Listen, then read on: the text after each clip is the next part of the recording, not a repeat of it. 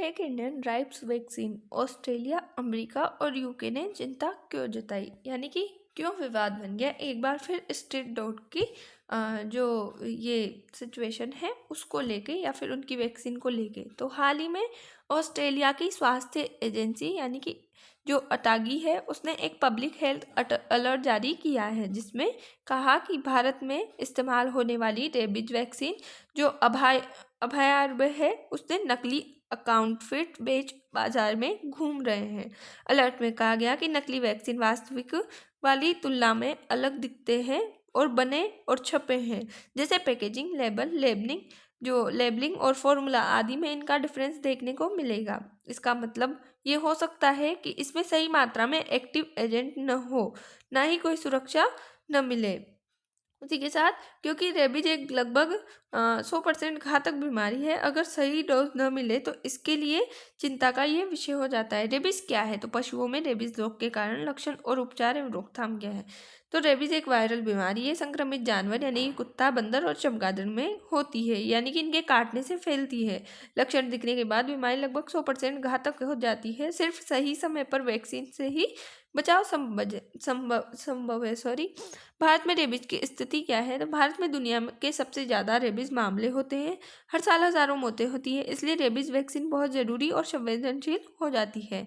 Rabies से दुनिया की 36% मौतें भारत में होती है, जिसमें 1.74 करोड़ लोगों को हर साल भारत में कुत्ते काट लेते हैं। 20,000 लोगों की जान हर साल रेबीज के कारण चली जाती है। 60% रेबीज के केस 15 साल से कम उम्र के बच्चों में मिलते हैं। भारत में जानवर जो इंसानों को काटते हैं, तो 92% लोगों को कुत्ते काटते हैं, 3% लोगों को बंदर नोच लेते हैं और 2% लोगों को बिल्लियां काटती हैं। 3% लोगों को अन्य जानवर काट लेते हैं। विवाद की शुरुआत कैसे होती है? तो 2024-25 में रिपोर्ट आई है कि भारत में रेबीज वैक्सीन के नकली पेज मिले हैं। वैक्सीन का नाम जो अभयारण्य है वो है, और ये वैक्सीन भारत में बड़े पैमाने पर इस्तेमाल होती है। फेक वैक्सीन का मतलब क्या है? यानी कि नकली वैक्सीन यानी कि गलत पैकेजिंग, पेटेंट गलत कर दिया होगा, गलत लेबल और सही दवा यानी कि एक्टिव जो ग्रेंटे है उसकी कमी होगी। इसी वैक्सीन को शरीर में ऐसी वैक्सीन शरीर में इम्यूनिटी नहीं बनाती है। ऑस्ट्रेलिया ने क्या चेतावनी दी है? ऑस्ट्रेलिया ने स्वास्थ्य एजेंसी जो अटागी है उसने अलर्ट जारी किया है, कहा कि भारत में ली गई कुछ रेबीज वैक्सीन असुरक्षित हो सकती है। यात्रियों को दोबारा वैक्सीन लेने की सलाह दी है। इसका कारण है नकली बैच से पूरा संरक्षण नहीं मिला है। अमेरिका और जो यूके है उसकी चिंता है, यानी कि अमेरिका वो कहता है कि भारत में नकली, उसकी सीडीसी कहती है कि भारत में नकली रेबीज वैक्सीन की रिपोर्ट पर चिंता जताई है और ट्रैवल हेल्थ एडवाइस जारी की है। जबकि यूनाइटेड किंगडम की बात करें तो जी भी उसमें भारत से लौटे यात्रियों की वैक्सीन की जांच की गई है, जरूरत पड़ने पर रीवैक्सीनेशन की सलाह दी है। इन देशों की चिंता क्यों गंभीर है? यानी कि रेबीज का इलाज नहीं है, केवल रोकथाम संभव है। नकली वैक्सीन लेने वाला व्यक्ति खुद को सुरक्षित समझता है, लेकिन असल में जानलेवा जोखिम में होता है, इसलिए जीरो रिस्क पॉलिसी अपनाई गई है। भारतीय वैक्सीन निर्माता का पक्ष है कि कंपनी इंडिया जो इम्यूनोलॉजिकल्स है लिमिटेड है, IIL है, कंपनी का कहना है सिर्फ एक सीमित बैच में समस्या है, मामला आइसोलेटेड था।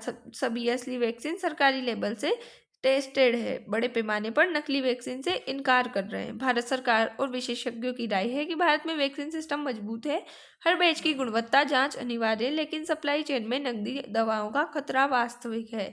इस विवाद से क्या सीख मिलती है? वैक्सीन की ब्रांड और बैच जानकारी जरूरी होनी चाहिए, नकली दवाओं पर सख्त निगरानी रखनी चाहिए, अंतर्राष्ट्रीय सहयोग जरूरी है। इन चीज़ों में मरीजों की सुरक्षा सबसे ऊपर है। निष्कर्ष, ऑस्ट्रेलिया, अमेरिका और यूके की चिंता है, यानी कि पब्लिक हेल्थ से जुड़ी विवाद भारत में वैक्सीन क्षमता पर हमला नहीं, लेकिन नकली दवाओं और के खतरे की चेतावनी। रेबीज जैसे रोगों में एक भी गलती जानलेवा हो सकती है। I hope you understand. मिलते हैं नेक्स्ट वीडियो में, तब तक के लिए बाय। Thanks for watching.